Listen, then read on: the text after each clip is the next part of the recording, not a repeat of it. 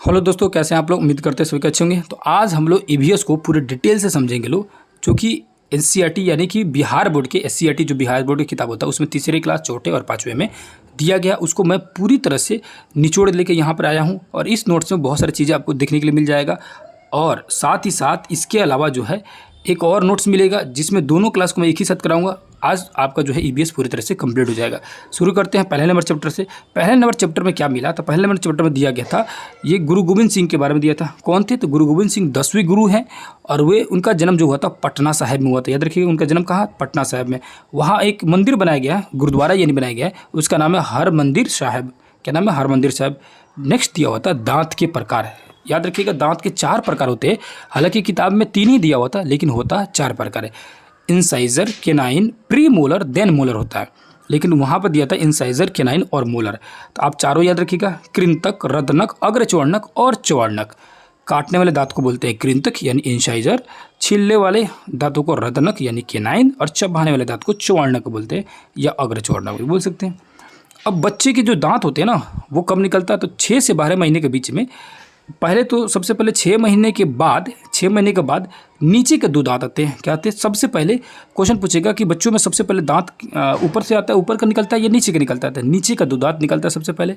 Then उसके बाद 6 से 12 महीने के बीच में ऊपर वाला दांत भी निकल जाता है। कितना, 2 दांत और निकल जाता है। बाकी इसी तरह क्रम टू क्रम दिया गया है कि कौन सा दांत कब निकलता है। लास्ट में देखेंगे तो 25 से 33 महीने के अंदर में दूध के पूरे दांत निकल जाते हैं बच्चों के। यहाँ लिखा है खिजड़ी गांव, यानी इसका लिखिएगा खिजड़ी गांव। खिजड़ी जो गांव होता है, ये खिजड़ी गांव, इसमें खिजड़ी पेड़ के लिए काफ़ी ज़्यादा फेमस है, जो कि राजस्थान में। यहाँ से अमृता देवी जो थी ना, अमृता देवी, वो पेड़ों को काटने से रोकने के लिए काफ़ी विरोध किए, जिसकी वजह से 300 गाँवों के लोगों को मार दिया गया। उसके बाद देखेंगे तो राजस्थानी ओक है। राजस्थानी ओक जो है ये भी एक पेड़ है, जो कि ऑस्ट्रेलियाई पेड़ है। इस पेड़ की क्या खासियत है, ये पेड़ जितना ऊपर रहता है ना, उसके 30 गुना नीचे तक गया रहता है। इसका मतलब क्या है, इसकी पेड़ की ऊंचाई जो होती है एक दीवार के बराबर होती है, किंतु इसकी जड़ें जो होती है 30 गुना होती है। क्या होती है, जड़ें 30 गुना होती है। आगे जाइए, उसके बाद कह रहे हैं कि इसके तनों में क्या होता है, पानी भरा रहता है। इसके तनों में पानी भरा रहता है। उसके बाद क्या दिया था, दिशा दिया गया था। दिशा मालूम है, ऊपर नॉर्थ, नीचे साउथ है ना, इधर ईस्ट और इधर वेस्ट होता है। कई बार मैं बता चुका हूँ। उसके बाद पक्षी और घोंसलों के बारे में दिया था कि कौन सा पक्षी कौन सा घोंसला बनाती है, उसको भी समझेंगे लोग। अब यहाँ लिखा है फसल हेतु। फसल को किन किन प्रक्रियाओं से दिया था, तो फसल में पहले होते हैं जुताई, तब बुआई, निराई, गुड़ाई, पानी पटाना, उसके बाद कटाई होता है। इस क्रम को याद रखिएगा, क्योंकि बीपीएससी में क्रम सजाने के लिए दे देता है। नेक्स्ट, धान एवं प्याज, मिर्च आदि बोने से पहले उसका बिजड़ा तैयार कर उखाड़ कर बराबर दूरी पर रोपते हैं। तो याद रखिएगा, धान हो, प्याज हो, मिर्चा हो, इसको बोने से पहले उसका बिचड़ा तैयार करेंगे। तो बिचड़ा तैयार करेंगे, उसके बाद बराबर दूरी पर उसको क्या करेंगे, रोपते हैं। नेक्स्ट क्या दिया, गेहूँ, मकई, सरसों आदि के बीज सीधे खेत में ही लगाए जाते हैं। तो सीधे खेत में किसी किसी बिया को लगा सकते हैं, गेहूँ को, मकई को, और मक्का यानी मक्का, उसके बाद सरसों को सीधे बीज इसका लगा सकते हैं खेत में। नेक्स्ट लिखा है कूड़े कचरे का नियंत्रण करना चाहिए। कूड़े कचरे का नियंत्रण, उसमें उसके बारे में दिया था, चर्चा किया था कि कूड़े कचरे का नियंत्रण हमें करते रहना चाहिए ताकि प्रदूषण ना फैले। उसके बाद दिया था कि मधुमक्खी का पालन। मधुमक्खी पालन जो होता है, पहली बात कि मधुमक्खी पालन क्या होता है, एपी कल्चर कहलाता है। दूसरा क्या कि मधुमक्खी पालन में देखेंगे तो नर जो होता है ना, कोई काम नहीं रहता है, कुछ नहीं करता, यानी जो उसमें मेल जो होता है कोई काम नहीं करता है। फीमेल यानी फीमेल क्या करती हैं, वो सिपाही के काम करती है ना। उसमें रानी जो मक्खी होती है वो मेन लीडर होती है, वही सारा काम करती है। उसके बाद इग्लू की चर्चा किया था। इग्लू क्या है, तो एक बर्फीले प्रदेश में बर्फ़ का बना घर होता है, उसको इग्लू कहते हैं। उसके बाद जमुई जिला के बारे में दिया था कि जमुई जिला से 22 किलोमीटर दूर जाएंगे ना, तो एक गांव पड़ता है खुटकट। कौन सा, खुटकट, बस दिया रहता है तो आपको मैं बता दे रहा हूँ, क्योंकि अजीब तरह का कभी कभी क्वेश्चन पूछ देता है। अब ये पद्मश्री है ना, भरत मिश्र, पद्मश्री भरत मिश्र का चर्चा था। ये बिहार बोर्ड की किताब में बता रहा हूँ है ना, उसमें मिल जाएगा आपको, एनसीईआरटी में नहीं मिलेगा है ना। तो पद्मश्री भरत मिश्र जी के बारे में, आँख से अंधे थे, पटना दृष्टि बाधित स्कूल में पढ़े थे, मतलब जो ब्लाइंड स्कूल था उसमें। तत्कालीन राष्ट्रपति यानी उस समय जो राष्ट्रपति थे वेंकटगिरी के सिफारिश से मगध विश्वविद्यालय में प्रोफेसर बने। 1779 नीलम संजीव रेड्डी द्वारा इनको क्या मिला, श्रेष्ठ निःशक्त कर्मचारी पुरस्कार दिया गया। 1985 में ज्ञानी जैल सिंह द्वारा पद्मश्री उस समय जो ज्ञानी जैल सिंह जो प्रेसिडेंट थे, यानी कि जो ये राष्ट्रपति जो थे ज्ञानी जैल सिंह, उनके द्वारा क्या मिला, पद्मश्री इनको दिया गया 1985 में। इनकी पत्नी का नाम क्या था, डॉक्टर धीरा मिश्र। कौन है ये, तो पद्मश्री जिनको मिला है भरत मिश्र जी को। अब अशोक स्तंभ की चर्चा था। अशोक स्तंभ में 4 सिंह होते हैं, याद रखिएगा। नीचे में क्या लिखा रहता है, सत्यमेव जयते लिखा रहता है, इस बात को याद रखिएगा। असत्यमेव जयते जो है कहाँ से लिया गया था, एक उपनिषद से लिया गया है, और वो उपनिषद है मुंडकोपनिषद।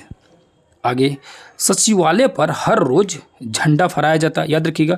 सचिवालय पे क्या होता है, हर रोज झंडा फहराया जाता है। यहाँ देखिए, झंडा में केसरिया रंग, सफ़ेद रंग, हरा रंग और चक्र, सबका अलग अलग काम है। केसरिया रंग साहस और बलिदान को बताता है, क्या बताता है, साहस और बलिदान को बताता है। वही सफ़ेद रंग सत्य और शांति को बताता है। हरा रंग खुशहाली और समृद्धि को बताता है। चक्र जो होता है देश की प्रगति और परिवर्तन का प्रतीक है। नेक्स्ट, राष्ट्रगान जन गण मन रविन्द्रनाथ टैगोर द्वारा लिखा गया, और राष्ट्रगीत वंदे मातरम। पहली बात तो राष्ट्रगीत क्या है, वंदे मातरम, और लिखा गया किनके द्वारा, बंकिम चंद्र चटर्जी द्वारा। अब नोट पर देखेंगे, पैसे की चर्चा थी कि कौन से नोट पर किस चीज़ का छपा रहता है, तो 2000 के नोट पर चंद्रयान छपा रहता है। 500 के नोट पर लाल किला का जो होता है उसका फोटो रहता है। 200 के नोट पर सांची का स्तूप रहता है, और 100 रुपये के नोट पर रानी का वाव रहता है, पाव नहीं वाव, है ना, रानी का वाव, ठीक है ना, रानी का वाव रहता है। वाव मतलब तालाब टाइप का रहता है ना, सीढ़ी नुमा तालाब, और सीढ़ी नुमा पोखरा बोला जा सकता है, ज़्यादा बेहतर रहेगा। 50 रुपये में हम्पी, कर्नाटक का प्राचीन एक गाँव है कर्नाटक का, वो हम्पी जो है उसका फोटो। 20 रुपये में एलोरा की गुफा, महाराष्ट्र की जो एलोरा की गुफा है। 10 रुपये के नोट पर कोणार्क का सूर्य मंदिर जो कि उड़ीसा में है। कोणार्क का सूर्य मंदिर कहाँ है, तो उड़ीसा में है, उसका फोटो उस पर अंकित रहता है। आप सभी अपने अपने नोट को देख लीजिएगा। हालांकि ये वाला नोट जो है अब नहीं मिलेगा, ठीक है। 2000 का जो चंद्रयान वाला था वो गायब हो गया, ठीक है। अब आएंगे बोध गया के बारे में देखेंगे। बोध गया के बारे में चर्चा था। बोध गया जो है भगवान बुद्ध का क्या है ना, ज्ञान स्थल है, जन्म स्थल नहीं, ज्ञान स्थल, याद रखिएगा। फाल्गु नदी उसी के पास में, जिसको निरंजना नदी भी कहा जाता है, वहाँ एक पेड़ है, पीपल का पेड़। उस पेड़ के पास ही उनको बैठ के उनको ज्ञान की प्राप्ति हुई थी। विष्णुपद और मंगला गौरी मंदिर है, विष्णुपद मंदिर भी है और मंगला गौरी मंदिर भी है वहाँ पे। अब आएंगे तो कोडरमा चलेंगे।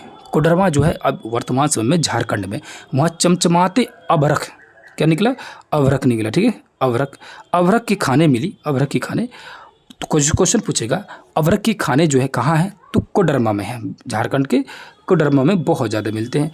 बिहार और झारखंड का सबसे ऊंचा पहाड़ देखा जाएगा तो पारसनाथ, क्योंकि पहले जो था झारखंड जो था बिहार के अंतर्गत ही था, तो इसीलिए सबसे ऊंचा पहाड़ था पारसनाथ। लेकिन वर्तमान समय में सिर्फ बिहार का ऊंचा पहाड़ पूछा जाए तो याद रखिएगा सोमेश्वर की पहाड़ी है, जो कि पश्चिमी चंपारण जिला में है और शिवालिक का हिस्सा है। शिवालिक मतलब हिमालय की जो आंतरिक हिमालय है, बाह्य हिमालय जो है उसकी हिस्सा, यानी हिमालय 3 प्रकार से। ये वाला जो हिमालय सबसे नीचे वाला, इसको बोलते हैं हम लोग शिवालिक, ये मध्य हिमालय और ये बृहद हिमालय। तो शिवालिक का ही हिस्सा है जो कि चंपारण जिले में एक सोमेश्वर की पहाड़ी के नाम से जाना आ जाता है। पहले बिहार झारखंड एक साथ था, तो पारसनाथ की पहाड़ी जो है सबसे क्या थी, बड़ी पहाड़ी थी। और ये पारसनाथ की पहाड़ी है ना, जो जैन धर्म के 23वें तीर्थंकर पारसनाथ थे, उन्हीं के नाम पर पड़ा। आगे ये गोमो समुद्र, गोमे जो है गोमो सुभाष चंद्र बोस का घर ना, घर जहाँ से गोमो से वहाँ से भाग कर कहाँ गए, गोमो से वो फ्रंटियर मेल में पेशावर पहुँचे, पेशावर से वो सिंगापुर पहुँचे।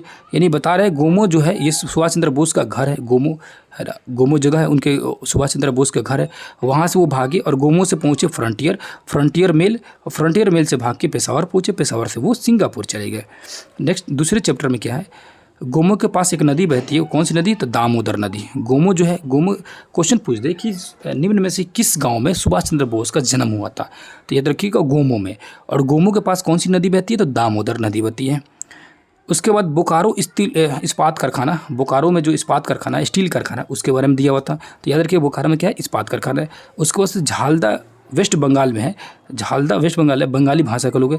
ये देखिए झालदा नहीं होने की चाहिए, मालदा होना चाहिए, मालदा। और मालदा जो है, क्योंकि मैं मालदा गया हुआ हूँ, ठीक है, ये मालदा जो जगह है ना, ये वेस्ट बंगाल में, याद रखिएगा, ठीक है।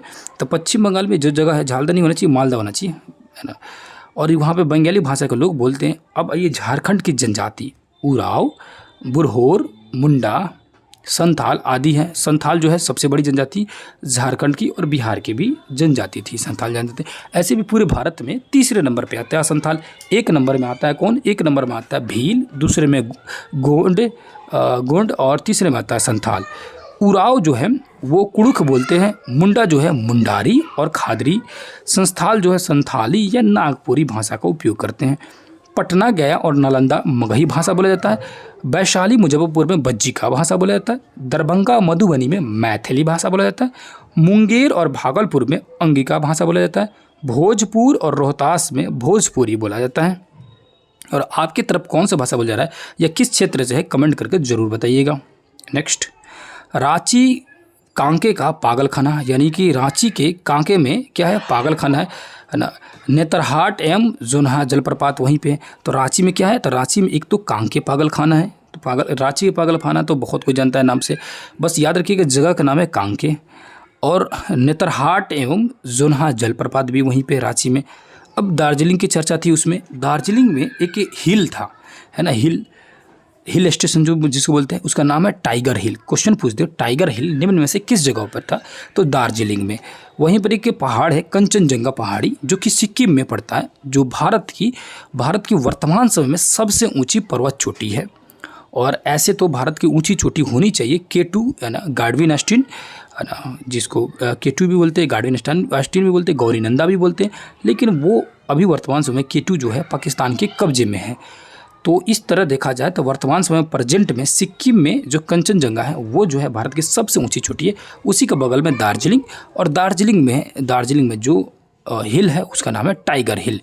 उसके बाद देखेंगे नेक्स्ट, नेचुरल हिस्ट्री म्यूजियम जो है ना, वहीं पर है अजायब घर में। उसके बाद Lloyd botanical garden, zoological park, ये सारी चीज़ें दार्जिलिंग के आसपास में, है ना। जूलॉजिकल पार्क में याक के लिए फेमस है। तो जो जूलॉजिकल पार्क है, मतलब जूलॉजी यानी जीव जंतु वाला होता है, जूलॉजिकल जो पार्क है वो क्या है, किस लिए फेमस है? तो याद रखिएगा याक के लिए फेमस है। उसके बाद रोपवे का मतलब होता है ना, एक पहाड़ी से, ये मान के चलिए पहाड़ी है, और इस पहाड़ी से इस पहाड़ी पर जाने के लिए एक रस्सी लगी रहती है, देखिएगा उसमें ऐसे टोकरी टाइप का रहता है, इसको बोलते हैं रोपवे। इसमें बैठ जाता है आदमी और इसे लटक के यहाँ से यहाँ पहुँच जाता है, इसको रोपवे बोलते हैं। तो क्या रखा कि रोपवे पहाड़ी क्षेत्र में एक साधन के रूप में उपयोग किया जाता है आने जाने के लिए।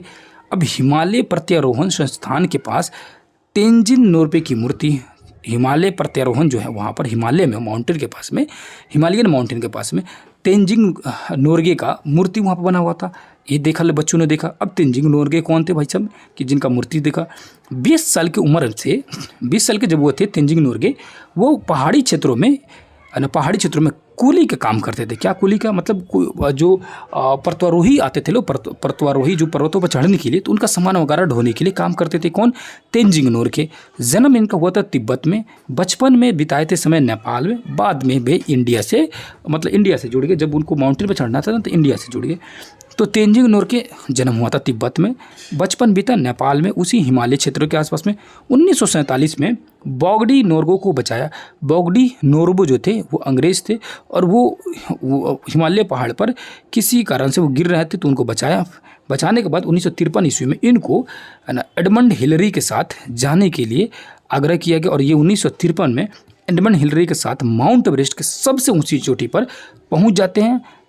तब से ये काफ़ी ज़्यादा फेमस हो गए। तो तेंजिंग नोर्गे जो है माउंट एवरेस्ट पर जाने वाले पहले भारतीय हैं। उसके बाद देखेंगे पहाड़ी कूली या गाइड को दार्जिलिंग में, जो पहाड़ में जो कूली काम करते हैं ना, या गाइड के जो काम करते हैं, उनको दार्जिलिंग में सिरदार कहा जाता है। याद रखिएगा, पहाड़ी कूलियों को, जो कि पहाड़ी क्षेत्र में जो कूली काम करते हैं, उनको दार्जिलिंग में क्या बोलते हैं? सिरदार। यानी कि एक तरह से जो ये नोर्गे थे, तेंजिंग नोर्गे, तो तेंजिंग नोर्गे भी क्या थे? एक सिरदार थे। ठीक है। बिहार में की पर्वतारोही एक थी श्रीमती निरुपमा अग्रवाल। याद रखिएगा, बिहार की पर्वतारोही पूछेगा कौन थी, तो श्रीमती निरुपमा अग्रवाल। उसके बाद गंगटोक जो समुद्र तल से 6000 फीट सिक्किम राज्य में है। तो गंगटोक जो समुद्र तल से, गंगटोक कहाँ है? तो समुद्र तल से 6000 फीट ऊंचा है, जो कि सिक्किम में है। वहाँ साफ़ सुथरा शहर है, वहाँ एक सड़कें हैं, सड़कों को महात्मा गांधी सड़क कहा जाता है। क्वेश्चन पूछेगा महात्मा गांधी सड़क निम्न में से किस राज्य में है? तो सिक्किम में। याद रखिएगा, बहुत ही साफ़ सुथरा सड़क है। देन उसके बाद है तीस्ता, यहाँ की मुख्य नदी है। कहाँ की? सिक्किम की। जनजाति कौन से हैं? तो लेप्चा, नेपाली, भूटिया, और ये लोग मेहनती और सीधे साधे होते हैं। औरतें रंगीन कपड़े पहनती हैं, मन के युक्त आभूषण वगैरह भी यूज करती हैं। अब ये गंगटोक के रूमटेक मोनेस्ट्री बौद्ध गुरु करमापा का निवास स्थल है। तो कोई बौद्ध गुरु है, बौद्ध गुरु याद रखिए, उनका नाम है करमापा का निवास स्थल है। इसी साइड में गंगटोक में बौद्धों का वो दार्शनिक स्थल है। नेक्स्ट, नाथुला गंगटोक से 52 किलोमीटर दूर। नाथुला जो है गंगटोक से कितना 52 किलोमीटर दूर तथा 14,500 फीट ऊंचा है ना। तो भारत और तिब्बत के बीच में सीमा जो है, ये भारत और तिब्बत के सीमा के मतलब बॉर्डर लाइन पर है। कौन सा? नाथुला।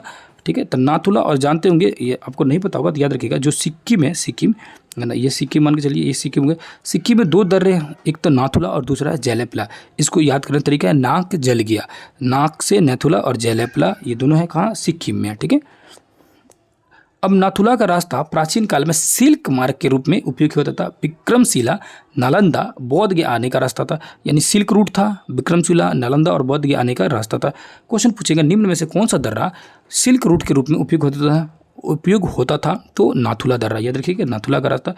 भारत में कुश्ती, जापान में इसी को सुमो, और सिख समुदाय के लोग इसी को गतका कहते हैं। आज इसको जूडो और कराटे कहा जाता है। क्या है? तो एक तरह के मार्शल आर्ट है। तो एक तरह के मार्शल आर्ट को भारत में कुश्ती कहते हैं, जापान में सुमो कहते हैं, और सिख समुदाय के लोग आज इसको जूडो कराटो कहते हैं। अब ये गतका लिखा है, गतका मार्शल आर्ट। गतका क्या है? एक मार्शल आर्ट है जो कि सिख समुदाय गुरु गोविंद सिंह द्वारा शुरू किया गया था। क्वेश्चन पूछेगा, जो सिखों का जो गतका है, यानी गतका मार्शल आर्ट है, वो किसके द्वारा शुरू किया गया था? तो 10वें गुरु गोविंद सिंह द्वारा शुरू किया गया था। आत्मरक्षा अभ्यास बैसाखी जयंती में खेला जाता था। ये आत्मरक्षा अभ्यास के लिए है और इसको बैसाखी जयंती में खेला जाता है। नेक्स्ट, शरीर स्वस्थ हेतु व्यायाम जरूरी है और योग जरूरी है। उसके बाद आएंगे तो लिखा हुआ है बीज। बीज में क्या क्या था? तो चटक कर बिखरने वाले ना, बिखरने होना चाहिए है ना, चटक कर बिखरने वाले बीज जो होते हैं, हर श्रृंगार या गुल मेहंदी का, तो गुल मेहंदी के जो बीज होते हैं वो बिखर जाते हैं। हवा में उड़ने वाला बीज जो होता है वो कपास के बीज होता है।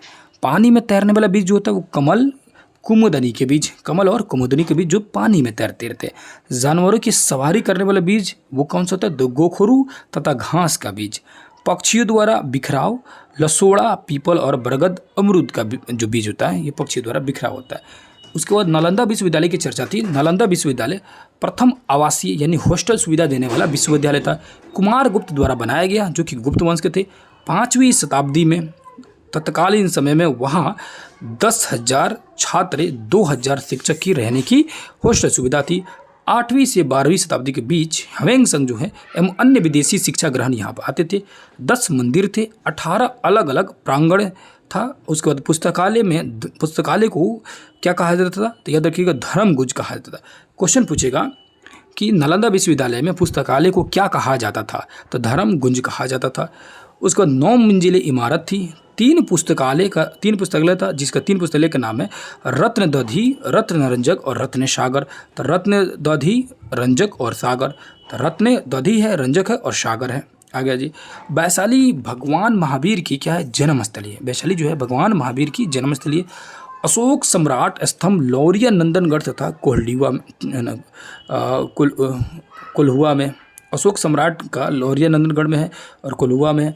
मोतिहारी के केसरिया में विश्व का सबसे ऊंचा और बड़ा बौद्ध स्तूप है। याद रखिएगा, विश्व का सबसे ऊंचा और बड़ा बौद्ध स्तूप कहाँ है? मोतिहारी के केसरिया में। उसके बाद बिहार के प्रसिद्ध स्थल देखेंगे तो अशोक स्तंभ है, वैशाली का स्तूप है, केसरिया स्तूप है, पटना का गोलघर है, औरंगाबाद में देव सूर्य मंदिर है। तो याद रखिएगा, औरंगाबाद में देव सूर्य मंदिर कहाँ है? तो औरंगाबाद में है, जो कि बिहार में है। औरंगाबाद बिहार की बात कर रहा हूँ। पावापुरी में क्या है? तो जल मंदिर है।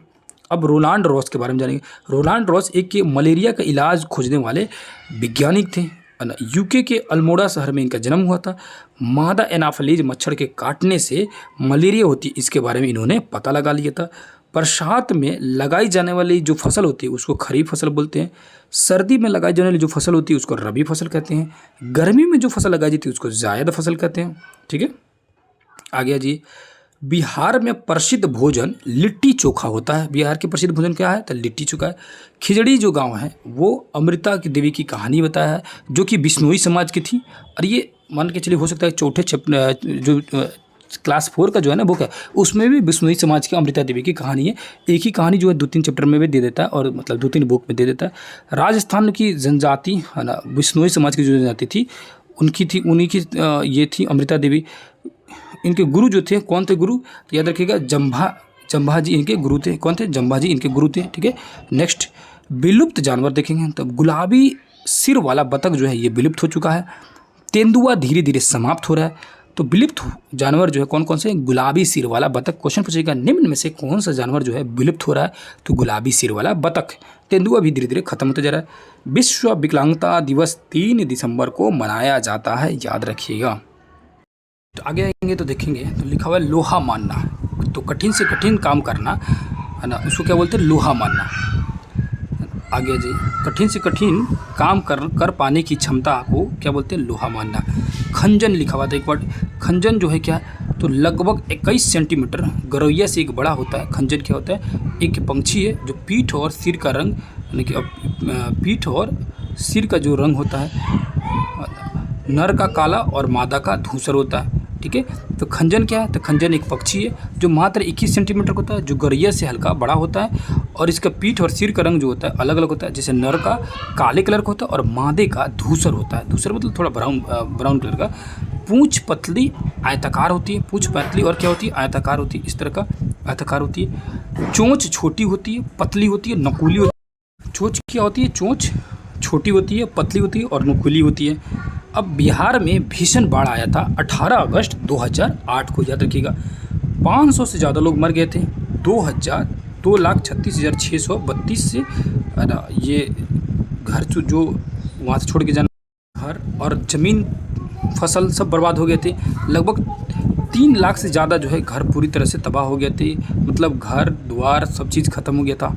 ठीक है, ठीक है, तो याद रखिएगा ये जो 2 जगह लिखा गया, एक जगह लिखा हुआ कि 2,36,632 घर, तो एक जगह डाटा दिया गया था 2,36,632। उसके बाद फिर कहा था लगभग 3 लाख की बात कर दिया था कि 3 लाख लगभग जो है घर, मतलब ज़्यादातर घर बर्बाद हो गए। तो दोनों डाटा याद कर सकते हैं, कोई दिक्कत नहीं। सौर कुकर के बारे में दिया था, तो सौर कुकर पेंदी काले रंग की, ढक्कन जो होता है उसका क्या होता है? पारदर्शी होता है। अब EVS तो आपको पता ही कि बच्चा वाला लेवल का होता है, तो बहुत सारी चीज़ें कुछ ऐसे मिलेंगी जो बच्चा वाला लेवल का मिलेगा, लेकिन कुछ ऐसे भी चीज़ें आप लोग अभी तक देख रहे होंगे जो बहुत ही मज़ेदार और इंटरेस्टिंग है, जो कि एग्जाम में सीधे सीधे लग रहा है कि आ जाएगा। अब ये सौर ऊर्जा से बिजली उत्पादन होता है। ठीक है, भागलपुर में एक 9 गछिया प्रखंड पर्यावरण के प्रति संवेदनशील एवं उसके महत्व का मिसाल कायम किया है। ठीक है, तो क्वेश्चन पूछेगा कि पर्यावरण के प्रति संवेदनशील या महत्व का मिसाल पैदा करने वाला बिहार का कौन सा जगह है? तो बिहार का भागलपुर का 9 गछिया प्रमंडल है। ठीक है, सॉरी 9 गछिया प्रखंड है, यानी ब्लॉक। 9 गछिया ब्लॉक है जो भागलपुर का है। बेटे के जन्म पर 10 पेड़ लगाते हैं और वृक्ष लगाओ धरती बचाओ, ये अभियान चला रहे हैं। तो बेटे के जन्म होने पर, बेटी के जन्म पर लेकिन लड़कियों के जन्म होने पर 10 पेड़ लगाते हैं। ये कौन? तो भागलपुर के 9 गछिया प्रखंड के लोग। इसीलिए ये लोग काफ़ी ज़्यादा फेमस है और इनका महत्व का, इनके इस तरह की कार्यों का मिसाल दिया जाता है। तो ये क्वेश्चन इंपॉर्टेंट लग रहा है, इसको थोड़ा सा पकड़ लीजिएगा लोग। अब जी वार्निश से लकड़ी चिकनी और सुंदर हो जाती है।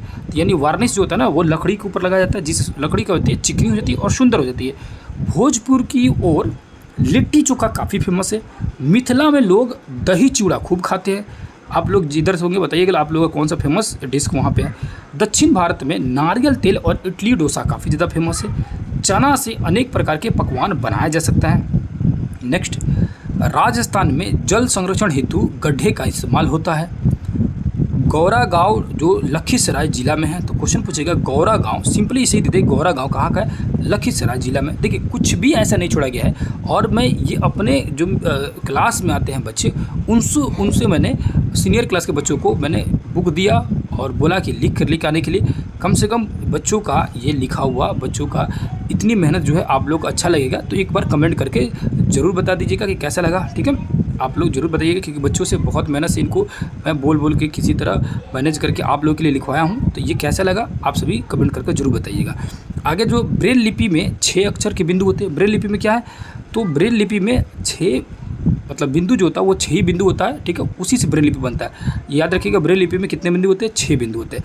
उसके बाद दिया है 51 के कौ दिया है। क्या है? 51 के क जो है एक मूल कर्तव्य की उसमें चर्चा है। 51 के क में मूल कर्तव्य की चर्चा है। एक्चुअली में जब आप लोग पूरा पॉलिटिकल साइंस को ढंग से पढ़िएगा तो आपको पता चलेगा, है ना, जो आपका ये 12 से लेकर, है ना, 12 से लेकर आप आ जाइए कहाँ तक, तो 36 तक, 35 तक है। 35 से क्या है, तो मौलिक अधिकार है, और 36 से लेकर 51 तक जो है क्या है, तो डीपीएसपी यानी कि राज्य का नीति निर्देशक तत्व आता है। उसी के अंतर 51 का जो का है वो एक मूल कर्तव्य की ओर चर्चा करता है, जिसमें पौधे को बचाने की बात की गई, पेड़ पौधे का संरक्षण करने की बात की गई। उसके बाद देखेंगे तो जानवरों के शरीर पर डिजाइन जो होता है ना वो बालों से बनता है, यानी आप जानवरों के शरीर पर देखते होंगे बहुत सारे डिजाइन होते हैं। नेक्स्ट है जी, सांप और मगरमच्छ जीवन भर कई बार दांत बदलते रहते हैं। तो ऊपर क्या बात कर रहा था, ये बता रहा था कि जो जानवरों के जो बाल होते हैं ना वो डिज़ाइन जितने भी दिखते हैं जानवरों के शरीर पर, आप लोग डिज़ाइन देखते हो ऐसे, जैसे जेबरा का काला, उसके बाद वाइट, ये ब्लैक एंड वाइट डिज़ाइन देखते हुए, वो की डिज़ाइन नहीं है, एक्चुअली वो बाल होता है। ब्लैक कलर का बाल उग जाएगा, फिर बगल में वाइट कलर का उगेगा तो आपको दिखेगा कि वो डिज़ाइन दिख रहा है। सांप और मगरमच्छ जो होता है ना अपने जीवन भर अपने दांत को और अपने शरीर के ऊपर जो जिसको केचुर बोलते हैं, सांप हमेशा बदलते रहता है। ठीक है, नेक्स्ट बोध गया में क्या है, तो महाबोधि मंदिर है जो विश्व के क्या है एक तरह से धरोहर है। मंदिर में ध्यानांतर बुद्ध की प्रतिमा है। बुद्ध की क्या प्रतिमा, मतलब बुद्ध की मूर्ति है। मंदिर के पीछे बोधि वृक्ष है। मंदिर के बगल में मुचलित सरोवर है, जो कि आप लोग के 6 क्लास के SCERT का जो पढ़ा रहा था उसमें भी मैंने आप लोग को दिखाया था। मंदिर के बगल में क्या है, तो मुचलिंद सरोवर है।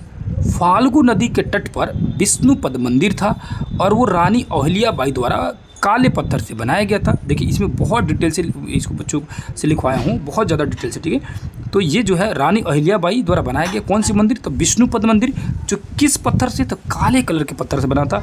इतनी डिटेल से कहीं नहीं मिलेगा, कहीं भी नहीं मिलेगा। अगर इसमें आप लोग को मेहनत दिख रहा होगा तो ज़रूर कमेंट कीजिएगा, और आप लोग की जो धन्यवाद, आप लोग की जितने भी कमेंट रहेगा वो सारे बच्चों के लिए रहेगा। ठीक है, अश्वनी महिमा कृष्ण पक्ष में मेला लगता है, तो याद रखिएगा कृष्ण पक्ष में, वहाँ भी मैंने बताया था जब 6 क्लास पढ़ा रहा था तो उसमें भी दिया गया था। अश्विनी महीना में कृष्ण पक्ष की रात में, जो कृष्ण पक्ष जो रहता है, शुक्ल पक्ष और कृष्ण पक्ष दोनों को बात बताया था कि जो चांद जो होता है ना वो अंधेरी की तरफ बढ़ने लगता है, यानी अमावस्या की तरफ बढ़ने लगता है, तो उसको कृष्ण पक्ष कहा जाता है। और उजरिया की तरफ बढ़ता है तो उसको बोलता है शुष्क पक्ष या शुल्क पक्ष कहा जाता है, मतलब उजरिया रात और अंधेरी रात, सिंपल समझिए। कृष्ण मतलब होता है अंधेरे से, इनको डोनेट किए थे कि कृष्ण भगवान सांवले थे, इसलिए अंधेरे वर्ड के लिए कृष्ण भी यूज कर लिया जाता है, याद रखिएगा। आगे है जी, उसके बाद देखिएगा तो मनिया मठ, जरासंध का अखाड़ा और शांति स्तूप, ये सारी चीज़ें उस कहाँ है, तो बोध गया में। मनिया मठ है, जरासंध का अखाड़ा है, शांति के स्तूप, और उसके बाद रोपवे द्वारा वहाँ देखने के लिए, मतलब रोपवे क्या होता है, पहाड़ों पर जाने के लिए, दूसरी जगह जाने के लिए क्या था, तो रोपवे था। कालीकत जलप्रपात नवादा में जो कि क्या है, ठंडा झरना के लिए प्रसिद्ध है। तो कालीकत बोल रहा हूँ, ककोला जलप्रपात, सॉरी, है ना, ककोला जलप्रपात नवादा में है। और ये मैं बता चुका हूँ कई बार, ककोला जलप्रपात जो है क्या है, नवादा में है, जो कि ठंडा जलप्रपात के लिए फेमस है, ठंडे झरने के लिए फेमस है। वही अगर राजगीर में देखा जाएगा तो एक ब्रह्म कुंड नाम का एक कुंड आता है, यानी झरना आता है, जो कि गर्म झरने के लिए फेमस है। नेक्स्ट आ जाइए, नेक्स्ट देखिएगा तो लिखा हुआ है ना, यहाँ लिखा हुआ है मामिड़ी टांडा आम पापड़ को कहते हैं, जो कि आंध्र प्रदेश में प्रसिद्ध है। अब ये मामिड़ी टांडा जो है ये आम पापड़ को कहते हैं, जो कि आंध्र प्रदेश में फेमस है। नेक्स्ट, मिर्च हमारे देश में है ना पुर्तगाल व्यापारी द्वारा दक्षिण अमेरिका से भारत आया, यानी जो मिर्च जो है ना पुर्तगालियों द्वारा भारत में आया। अब पुर्तगाली कहाँ से लेकर आते हैं, तो दक्षिण अमेरिका से लेकर भारत आए। प्रसिद्ध चाय जो होता है ना वो दार्जिलिंग के, और मैं बताया था कि जो 8 क्लास में दिया गया है कि प्रसिद्ध जो चाय जो है दार्जिलिंग की, वो कौन सी घाटी में, तो हैम्पी घाटी में, याद रखिएगा हैप्पी घाटी याद रखिएगा। हैप्पी घाटी दार्जिलिंग में एक घाटी है, उस घाटी के नाम है हैप्पी घाटी, और वहाँ जो चाय निकलता है ना, यानी चाय का जो उत्पादन होता है वो दुनिया भर में प्रसिद्ध है, फेमस है, लेकिन सबसे ज़्यादा चाय जो होता है ना वो असम में होता है, याद रखिएगा। नेक्स्ट, मृत सागर जो है ना उसमें 1 लीटर में 300 ग्राम नमक है, यानी 1 लीटर पानी निकलेगा ना, और पानी को अगर सुखा देते हैं है ना, वाष्प बना के उड़ा देते हैं ना, तो 300 ग्राम आपको नमक मिल जाएगा। बहुत ज़्यादा नमक हो गया भाई साहब, है ना। उसके बाद जी दांडी मार्च की चर्चा दी गई थी चैप्टर नंबर 6 में। दांडी मार्च की। तो दांडी मार्च आप लोगों को पता होना चाहिए, जो गांधी जी द्वारा साबरमती आश्रम से दांडी तक जो गए थे नमक कानून तोड़ने के लिए, उसी को कहा जाता है दांडी यात्रा। ठीक है, 12 मार्च को निकले थे, 6 अप्रैल को पहुंचे थे। ये घटना 1930 में हुई थी। जाने में उनको 24 दिन लगा था। कुल दूरी जो है लगभग 240 किलोमीटर की थी और अपने 78 या 79 अनुयायियों के साथ, 78 या 79 शायद देख लीजिएगा, 78 79 जिस अनुयायी मतलब उनके अपने जो कार्यकर्ता थे उनके साथ निकल पड़े थे। मलेरिया जो मादा एनाफिलीज मच्छर के काटने से होता है, याद रखिएगा, है ना। और इसके बारे में पता लगाते हैं रोलांड रॉस, जस्ट आप लोगों के पीछे पढ़ा है। 1902 में यही लिख पे किया। रोलांड रॉस को इसी कारण उनको क्या मिला, नोबेल पुरस्कार दिया गया। नेक्स्ट, सुनीता विलियम्स पृथ्वी से 360 किलोमीटर दूर स्पीसीज में गई थी। तो सुनीता विलियम कहाँ गई थी? सुनीता विलियम जो गई थी पृथ्वी से 360 किलोमीटर दूर, है ना, स्पेस से शिप में गई थी, स्पेस शिप में, है ना, स्पेस शिप में गई थी। भारत के नीचे देश ब्राज़ील और अर्जेंटीना, इसका मतलब क्या हुआ, ध्यान से देखिए। ये भारत जो है ना, मान के चलिए हम लोग का जो भारत है, इसके जस्ट नीचे जो है कौन सा देश है, तो ब्राज़ील और अर्जेंटीना है। ठीक है, यानी कि उस पट्टी का है। ले शहर में स्वागत को जूले कहा जाता है। यानी ले शहर में अगर किसी को बोल रहा है जूले, इसका मतलब क्या है कि आपका वेलकम कर रहा है। ठीक है, बेरमा कहाँ का भोजन है, तो त्रिपुरा का। बेरमा कहाँ का भोजन है, तो त्रिपुरा का। केरल में नारियल और टेपिओका वृक्ष पाए जाते हैं। तो केरल में नारियल फेमस है और टेपिओका वृक्ष फेमस है। केरल में नाववल्लम, यानी नाववल्लम कहते हैं। केरल में नाववल्लम को क्या कहते हैं, फेरी कहते हैं। नाववल्लम को फेरी कहते हैं यानी। और सूर्यमणि किन्हें कहा जाता है, तो सूर्यमणि जो थी वो स्टार गर्ल, उनको नाम से फेमस है। क्वेश्चन पूछेगा निम्न में से कौन सी स्टार गर्ल के नाम से फेमस थी, तो सूर्यमणि थी। अंडमान जनजाति के बारे में क्या है, अंडमान जनजाति जो है ओगी, सैम्पेन, सेंटियल, ये सब कहाँ की जनजाति है, तो देखिए सैम्पेन और सेंटिनल और जारवा, ओगी, ये सब नाम जो है ना काफ़ी फेमस है। कहाँ की जनजाति है, तो अंडमान निकोबार की जनजाति है। अगर क्वेश्चन पूछा था सैम्पेन जनजाति निम्न में से किस जगह की है, तो अंडमान निकोबार का। चंदन जो सर्वाधिक कहाँ मिलता है, तो कर्नाटक में, सभी पता है, ये आप देख भी किए होंगे पुष्पा मूवी। जामदानी बुलाई जो है वो फेमस है कहाँ, पश्चिम बंगाल है जामदानी। वर्ली चित्रकला जो है वो महाराष्ट्र में फेमस है। भुट्टे की खीर, यानी भुट्टे मतलब मक्की का खीर जो होता है वो मध्य प्रदेश में फेमस है। भुट्टे की खीर कहाँ बनाई जाती है, मध्य प्रदेश में। बाजरे का खीर हरियाणा में फेमस है। कहाँ फेमस है भैया, तो बाजरे की खीर जो है वो हरियाणा में फेमस है। नेक्स्ट लिखा हुआ है मलाई, घेवर, चूरमा बाटी, ये सब कहाँ की पकवान है या कहाँ फेमस है, तो राजस्थान में। चूरमा बाटी तो आप लोग जानते होंगे, लोग याद रखिएगा, मलाई और घेवर भी, है ना। तुंग तंग एक मछली की चटनी होती है। तुंग तंग क्या है, तो एक याद रखिएगा तुंग तंप जो है एक तो मछली की चटनी है जो कि मेघालय में बनाया जाता है। नेक्स्ट है जी, यहाँ तक आप समझ गए। अब आ जी यहाँ से, है ना, इसको देखिए यहाँ क्या लिखा है कि चाइल्ड लाइन जो होता है ना 1098, ये एक हेल्प लाइन है बच्चों की सुरक्षा के लिए। अब उसके बाद लिखा है कि स्तनधारी क्या है, तो दूध पीने वाले जीव जो होते हैं जैसे कि मानव, गाय, हवेल, ये सब क्या स्तनधारी जीव है जो ना दूध पीते रहते हैं। चमगादड़ भी, यहाँ चमगादड़ याद रखिएगा और हवेल याद रखिएगा, दो क्वेश्चन पूछ सकता है। चमगादड़ भी स्तनधारी होता है और हवेल मछली भी स्तनधारी होता है। शारीरिक तापमान जो होता है इनकी नहीं चेंज होती है स्तनधारी जीवों का। सरीसृप जो जीव होते हैं वो रेंग कर चलने वाले जीव है, जैसे छिपकली, सांप, मगरमच्छ और कछुआ। नेक्स्ट क्या है, कीट जो बिच्छू, तिलचट्टा, मक्खी, मच्छर, मधुमक्खी, तितली, चींटी, ये सब क्या है, कीट में कैटेगरी में आते हैं। चींटी, मधुमक्खी, रेशम कीड़ा अपने समूह के अन्य सदस्यों को गंध से ढूंढ लेती है।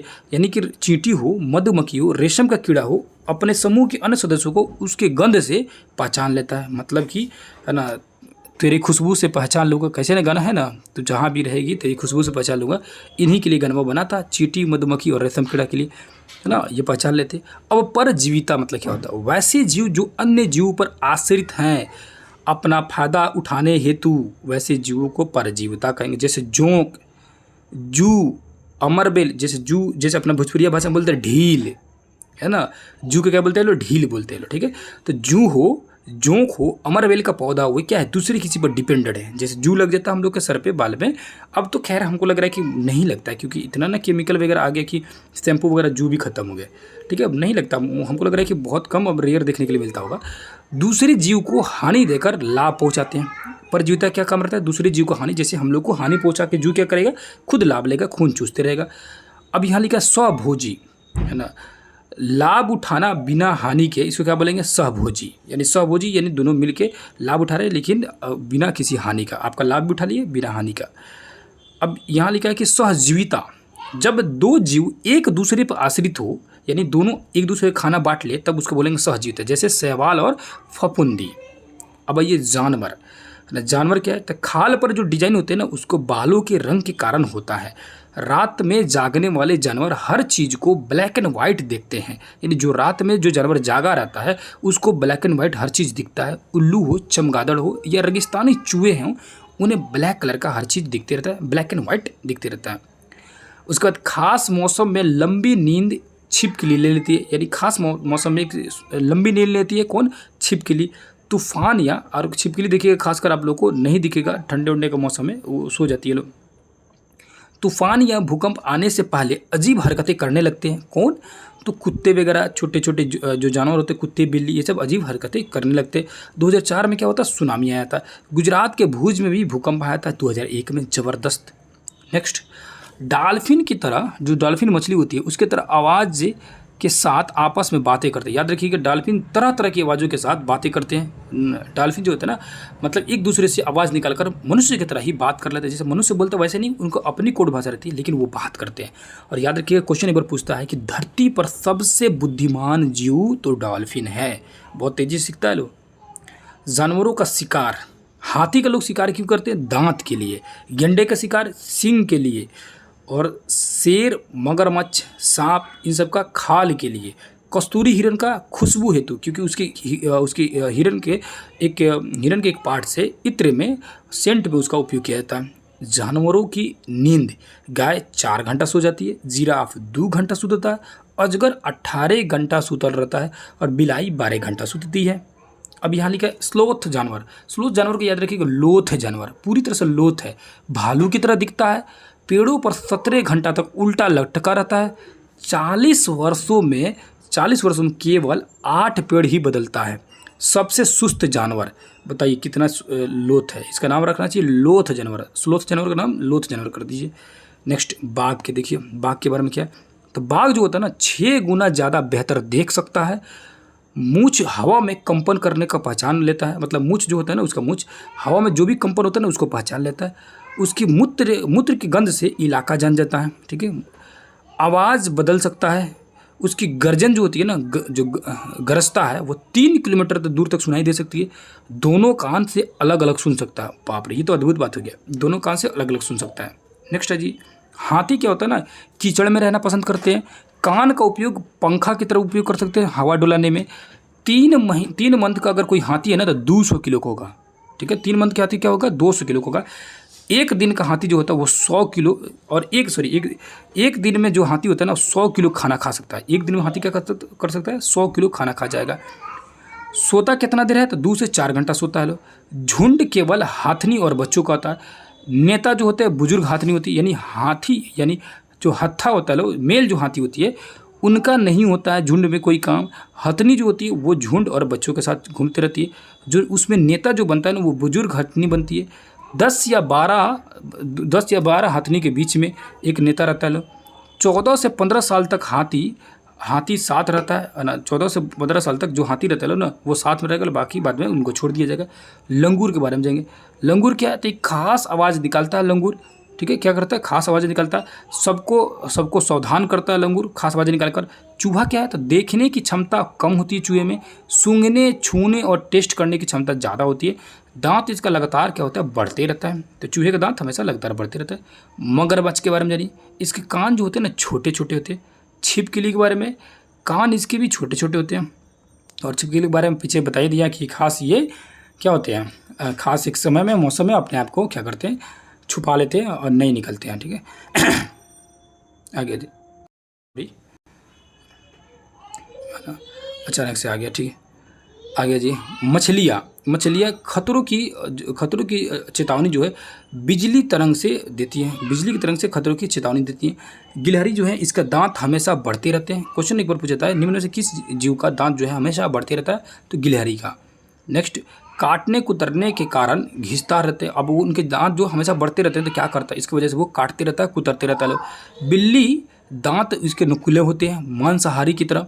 नेक्स्ट, गाय जो होता है ना, इसके दांत जो होता है ना घास खाने वाले होते हैं, यानी चौड़े चौड़े रहते हैं। सांप के बारे में, देश में केवल 4 तरह के जहरीले सांप हैं, नाग, करैत, दुबईन, है ना, दुबई और अफाई।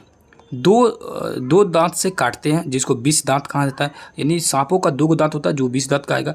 दवा जो होता है ना, सीरम, इसका दवा जो विष होता है ना, उसके सीरम से बनाया जाता है। दांत शिकार को क्या करता है, निगल जाता है। जो सांप होता है ना वो शिकार को निगल भी सकता है। इनके बाहरी कान नहीं होते, कंपन को ये महसूस करते हैं। सपेरे को, है ना, सपेरे को कालवेलिया भी बोला जाता है। कालवेलिया बोलते हैं सपेरे को, जो सपेरे होते हैं। फसल को बचाते हैं, फसल क्या करते हैं, बचाते हैं। ठीक है, कालवेलिया जाति रोशननाथ थे। कालवेलिया जाति कौन थे? रोशननाथ, जो आसानी से जहरीले सांप पकड़ लेते थे। तो कालवेलिया जाति के रोशननाथ काफ़ी फेमस थे, जो सपेरा थे। तो एक सपेरे का नाम अगर दे भी देता है तो आप लोग याद रखिएगा। नेक्स्ट आ जाइए, केचुआ के बारे में। तो ज़मीन में छेद बना कर रहता है, हवा पानी पास होते रहता है, जिससे मिट्टी का होता है मुलायम बना रहता है। मृत पत्तियों एवं पौधों को खा जाता है। किसानों का इसके मृत कहते हैं। और इसको पालन को क्या बोलते हैं, वर्मी कल्चर बोलते हैं। क्या बोलते हैं, वर्मी कल्चर। चींटी के बारे में जानते हैं, मिलजुल कर रहती हैं। रानी चींटियों अंडे के मतलब देखती हैं। सिपाही चींटियाँ उसकी समूह की रक्षा करती हैं। अन्य खाना बनाने के काम करती हैं। गंध को फॉलो करती हैं। अपने वजन से कई गुना ज़्यादा सामान उठा सकती हैं, याद रखिएगा। सामाजिक कीट, जो समाज में हमारे आसपास देखने के लिए मिलते रहता है। दीमक है, तितैये हैं, मधुमक्खी है, चींटी है, ये सब क्या सामाजिक कीट है। मच्छर वाले, तो मच्छर के बारे में क्या है, तो मच्छर मनुष्य के तलवे यानी पैर के गंध को पहचान लेता है। पानी में अंडे देते हैं, वो भी गंदे पानी में। डेंगू, मलेरिया और चिकनगुनिया नामक इनसे बीमारियां होती है, इनके काटने से। मक्खी से क्या होगा, तो डायरिया हो जाएगा, हैज़ा हो जाएगा, टाइफाइड हो जाएगा, जो कि खाने में मतलब ये किसी तरह का विषैले पदार्थ मिल जाए जो मक्खी द्वारा लाया गया हो, तो उससे डायरिया, हैज़ा या टाइफाइड बीमारी हो सकता है। उपाय क्या है, तो पानी इकट्ठा ना होने दे, जहाँ पानी जमा हो जा रहा है उसको ना होने दे। पानी में अगर जमा हो भी जा रहा है तो तेल को डाल दे। ऑक्सीजन की आपूर्ति जिससे कम हो जाएगी, और क्या हो जाएगी, वहाँ पर वो मच्छर जो है वो मर जाएंगे, या ये जितने भी मक्खी है मर जाएंगे। अब आगे आएंगे तो डायरेक्शन के बारे में दिया है, दिशा के बारे में। दिशा में देखेंगे तो ये सारी दिशा आप लोगों को मालूम होना चाहिए। ऊपर में नॉर्थ, नीचे साउथ, वेस्ट, ईस्ट और बीच में ये सारी दिशाएं होती है। दिशा टोटल कितना होता है, 10 दिशा होता है, याद रखिएगा। और यहाँ पर 8 दिख रहा होगा और 2, एक ऊपर एक नीचे। ठीक है, अब रेल टिकट देखेंगे। रेल टिकट को क्या होता है, श्रेणी, ट्रेन नंबर, यानी कि जो कौन सी बोगी है वो दिया रहता है, ट्रेन नंबर दिया रहता है, नाम दिया रहता है, PNR नंबर दिया रहता है। PNR नंबर क्या होता है, तो यात्री संख्या को दर्शाता है। इसका फुल फॉर्म होता है पैसेंजर नेम रिकॉर्ड। क्या होता है, पैसेंजर नेम रिकॉर्ड। अब आएंगे राष्ट्रीय पक्षी जानेंगे। 26 जनवरी 1963 को भारत का राष्ट्रीय पक्षी मोर को घोषित किया गया। अब आइए बसंत गौरी के बारे में जानेंगे। गर्मी में टुकटुक, है ना, गर्मी के टुकटुक पेड़ के तना में छेद करके रहती हैं, है ना। उसके बाद से कठफोड़वा भी इसको कहा जाता है। ठीक है, बसंत गौरी को कठफोड़वा कह सकते हैं, टुकटुक कह सकते हैं, और ये पेड़ के तनों में छेद करके रहते हैं। शक्कर खोरा जो है इसको सूर्य पक्षी कहा जाता है, और ये लटकता हुआ घोंसला बना के रहती है। चील, बाज और गीद के बारे में जानते हैं। ये 4 गुना दूर किसी भी अपने शिकारी को देख सकते हैं, या किसी को देख सकते हैं। 4 गुना दूर तक ये देख सकते हैं। मरे हुए जीव को खाते हैं। चील की पूंछ खांचे वाली होती है और 2 किलोमीटर दूर तक ये देख सकता है। अब आइए दर्जन चिड़िया। घोंसला जो होती है ना, सील कर, ये दर्जी होती है, लो सील कर अपना बनाती है घोंसला को। वीवर पक्षी नर घोंसला बनाता है और मादा वहाँ पर रहती है। वीवर जो पक्षी है ना, उसका नर जो होता है क्या होता है, घोंसला बनाता है, और मादा जो है उसी में रहती है। अब पाख्ता क्या है, तो कैक्टस, कांटे के बीज या मेहंदी के घोंसला में अपना क्या बनाते हैं, मेहंदी में अपना घोंसला बनाते हैं। कैक्टस के पौधे में, कांटे वाले पौधे में, और मेहंदी वाले पौधे में, जो कांटे वाला पौधा रहता है उसमें अपना क्या बनाते हैं, घोंसला बनाते हैं, फाख्ता। उसके बाद कलचिड़ी, इसके चोंच अंदर से लाल, चोंच अंदर से क्या होता है, लाल होते हैं, नाजुक टहनी, और ये नाजुक टहनी में ऊन वगैरह इटीसी से क्या बनाते हैं, नाजुक टहनियों से, ऊनों से अपना घोंसला बनाते हैं। मैना जो होता है ना, अपनी गर्दन पीछे कर सकता है, पूरी तरह से घुमा लेता है, ठीक है। उल्लू जो होता है ना, 360 डिग्री गर्दन को घुमा सकता है, वाह, पूरी 360 डिग्री गोल घुमा लिया, ठीक है। आंखें जो होती है ना, मानों की तरह होती है उल्लू की, गोल गोल। उसके बाद देखेंगे कौवा, लोहे की तार से ईटीसी से अपना घोंसला बनाता है। कोयल उसी में अपना अंडा देके भाग जाती है। गौरैया अलमारी के ऊपर, आईना के पीछे, और ये रहता। और दिल्ली में 20 मार्च को गौरैया दिवस मनाया जाता है। कबूतर देखेंगे, पुराने मकान, खंडहर आदि में अपना घोंसला वगैरह बना लेते। कौवा, बिल्ली, चूहा आदि इसके घोंसला पर क्या करते हैं, अंडे को फोड़ के खा जाते हैं कबूतर की। अब आएंगे चोंच देखेंगे। चोंच क्या है भैया, तो चोंच हुक वाली जो चोंच होती है, यानी हुक वाली इस टाइप की चोंच जो होती है, ऐसे टाइप इस टाइप के है ना। इसे हुक वाली जो चोंच होती है वो किन की चोंच होती है, तो याद रखिएगा, हुक वाली चोंच मांसाहारी पक्षियों के, जैसे बाज और चील का। घुमावदार जो होता है वो तोता का होता है। उसके बाद देखेंगे छोटी और मजबूत होती है, अनाज खाने वाले, अनाज के दाने तोड़ने के लिए छोटी और मजबूत। बाकी जो अनाज खाने वाले जानवर, पक्षी जो होते हैं, जैसे गौरैया वगैरह। लंबी चोंच होती है सारस का, ताकि पानी में से, सारस का, बगुला का, ताकि पानी में से किसी को करे, मछली को पकड़ सके। निष्पंदन चोंच, निष्पंदन चोंच क्या होता है, हंस का होता है। ये निष्पंदन चोंच में छेद होता है ना, उससे क्या होता है, उस आराम से उसमें से पानी निकाल लेता है। मधुमक्खी पालन देखेंगे। बिहार का बेजहा गांव में अधिक लीची के पेड़ पर क्या होता है, मधुमक्खी पालन किया जाता है। तो याद रखिएगा, बिहार के बोजहा जो गांव है वहाँ पर लीची के पेड़ों पर मधुमक्खी के पालन खूब किया जाता है। अक्टूबर से दिसंबर अंडे देने का समय होता है मधुमक्खी का, और पालन का समय जो होता है, अंडे देने से लेकर पालन का समय जो होता है, अक्टूबर से लेकर दिसंबर तक। एपी कल्चर कहा जाता है इसके पालन को। लीची के फूल फरवरी में खिलता है। छत्ते का हेड जो होती है वो रानी होती है। कुछ नर भी छत्ते में रहते हैं, लेकिन कोई काम नहीं रहता है। नर मक्खी का कोई काम नहीं होता है। बक्स का उपयोग चीनी मीठा घोल, यानी बक्स का जो उपयोग होता है ना, वो चीनी मीठा का घोल बनाने में। अम्ल जो होता है इसमें कौन सी मधुमक्खी में होता है, तो उसका अम्ल होता है फार्मिक अम्ल होता है इसमें। अब ये पक्षी के बारे में जानेंगे। पक्षी के बारे में क्या जानते हैं लोग। घोंसला अंडे देने के लिए केवल उपयोग होता है। घोंसला जो होता है पक्षियों का, एक समय में दो तरफ देख सकते हैं पक्षियाँ। पुतली नहीं घूमती है ना, पुतली जो है नहीं घूमता। गर्दन ये घुमा सकते हैं। कान जो होता है ना, कान नहीं, मतलब कान जो इनका नहीं घूमेगा, मूव नहीं करेगा, या कान ना के बराबर होता है। सिर जो होता है ना, सिर पर क्या होता है, सिर पर छेद होता है, यानी कान जो होता है ना इनका नहीं होता है, सिर पे सिर्फ छेद होता है।